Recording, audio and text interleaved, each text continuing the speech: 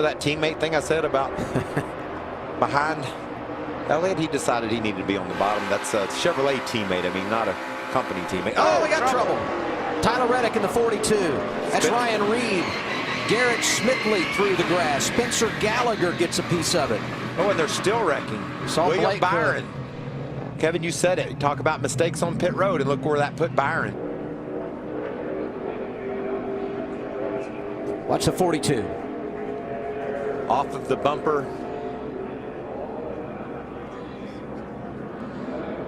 of the 24 of Scott Lagasse, it looked like.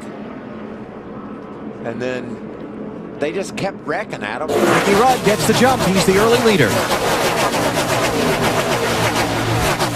Oh, trouble! Steve Park is off into the infield. Another car valve over on his lid. It's Parkindale Jr. Terrible crash. Watch the yellow car back there just turn left. And when you hit wet grass, it feels like you pick up 200 miles an hour. But you can see how that barrier gave way when absolutely that car got that barrier absorbed a lot of energy, and I'll tell you what, that nice to see happen. He doesn't want to be too aggressive on these tires and abuse the tires too much at this point in time. If that is indeed, they may be looking at left sides while they're getting fuel, depending on how long they're going to be out there. Yeah, that's what I would be looking at. Oh, trouble. Gosh, what a mark. Ryan Newman, hard into the wall. Michael McDowell, hard into the wall. Caution's out, caution's out. Terrible crash. Like not Ryan Newman overran that corner just a little bit. You see quite a few cars over there. Come back on the track. Contact between Biffle and Newman. Yes, Biffle came back on the track. Newman was right there.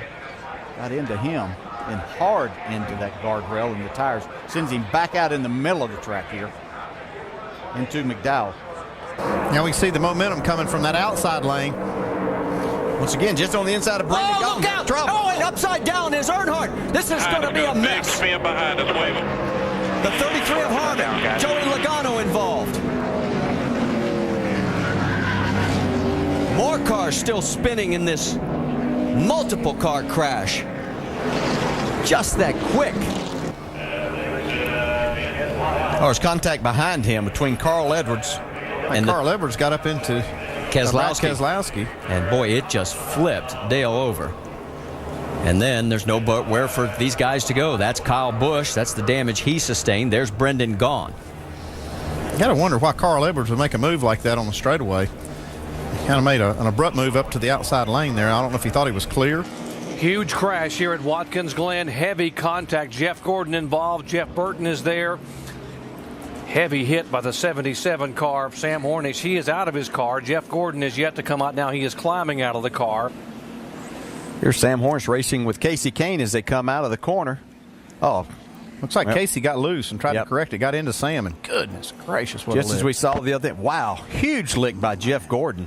It's good to see him get out of his car. And Sam Hornish. Both of those cars hit extremely hard on that second impact. Gordon head on into the Armco barrier. We saw this happen with Jason Leffler's car the other day, get thrown back, and Jeff Gordon wide open, nowhere to go. It's good to see those guys get out of the car. Problems. Huge hit for Kennedy. The 11 up on the safer barrier. Down off the wall it comes to a grinding halt in the middle of the racetrack. So he's racing on the inside of David Gillen. They make a little bit of contact. You see John West Townley was on the outside. He's going to run right into the side of him and kind of lift that truck up a little bit. Got into the catch fence. For the second week in a row, we've had a vehicle in the catch fence. But again, the catch fence did its job. It kept that truck down on the racetrack, and you see it riding along the top of the safer barrier. It was a bit edgy, but as soon as he could get some clean air on that car, he said, I think we're going to have a fast race car. His spotter, Eddie DeHunt, just told him it's time to be greedy. There he goes. There we go. Here we go. Oh, upside down. Side.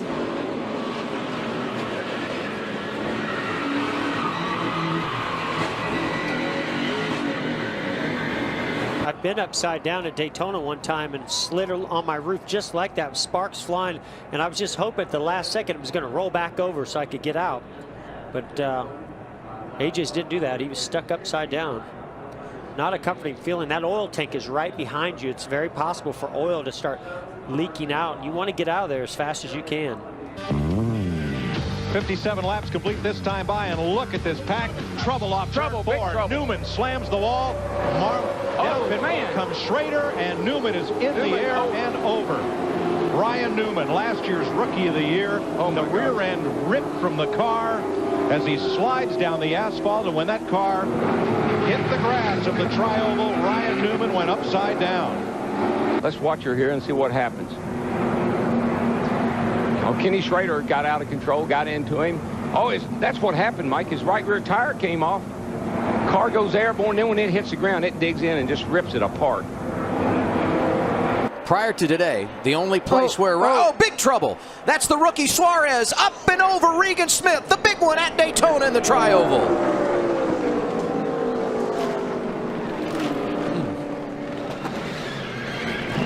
Let's see if we can see what happens. Kyle Busch was pushing the rookie, giving him a shove here. Kyle Larson, excuse me. And it looks like he just gets him in a bad spot right there, and he just got behind in his steering. Yeah, he got too far to the right, and coming off of the corner right there, that car unloads as you come off of that banking, and it just took just a little bit too much, and that's that window that you have to push. Bad crash over in turn 2. Michael Waltrip has hit the wall hard. The car is upside down, and you can see the car is really torn up. Well, Jerry, I said it's sort of on its side, or boy, yes, it is upside down. Michael Waltrip's car begins to slip and slide on the outside and contacts the concrete wall nearly head on. The car is sawed in half by that concrete barrier there. One of the most spectacular and violent crashes I have ever seen, Jarrett. Jerry, I've been involved in auto racing for more than 30 years, and I don't remember ever seeing a car torn up this much. But Buddy Baker, who has a lot of sentiment on veteran observers, as one of the real... Oh, we have a problem. Bobby Allison with a horrible crash here on the front stretch. It has torn out a complete section of protective railing separating it. Alan Kowicki becomes involved. Debris and is collecting other cars. There was a lot of debris in the front stretch. Kowicki was involved. Richard Petty, I think. Right rear, it begins to shred. And the car goes out of control. You're at 210 miles an hour. You can see the right rear going. You see the debris there on the left-hand side of your screen. Earnhardt avoids Bobby. The car goes backwards. The aerodynamics get underneath the car, and Allison gets up into the fence. The aerodynamics lifted the car. They're not built to go backwards. Right underneath Harold Kinder. Harold, he stayed in there. Boy, I'll tell you, talk about a trooper. Kinder is right there. He's got the yellow flag out right away. And Kurt Busch trying to move to the inside and take that spot away and take the lead away from Newman, but Newman will have nothing of it. No, got trouble getting into 3, guys. Joey Logano. Big crash. Oh, he's upside down. Over and over, Logano goes between 3 and 4. No.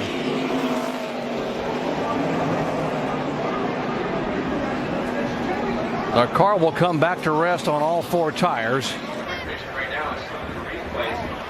Really just kind of a stack-up effect.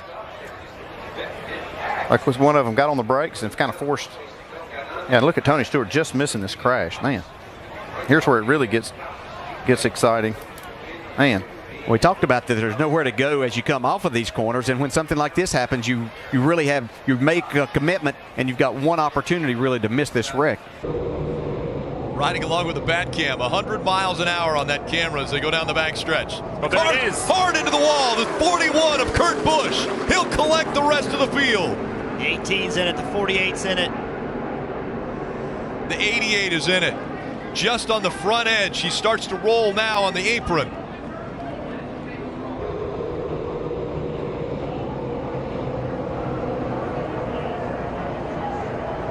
Just looks like the 78. Was that the 38 perhaps of David Reagan? Yeah, I think it was a 38.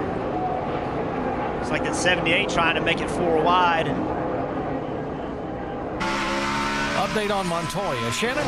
Yeah, the update is he's happy with the car, as you can tell, guys. Pretty quiet over the radio, nothing to report.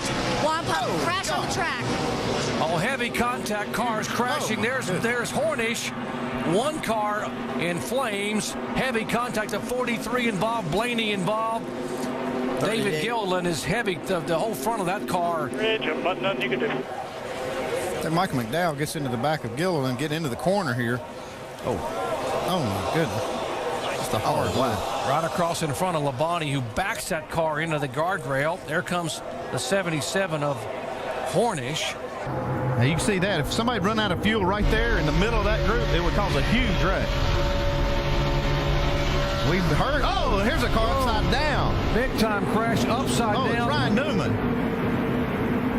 See Kevin Harvick there, Marcus Ambrose. Ambrose is there, comes across, Harvick stops, and Newman's car comes to rest upside down on its roof. We were hoping it would not happen, and here with 5 laps to go, indeed it has.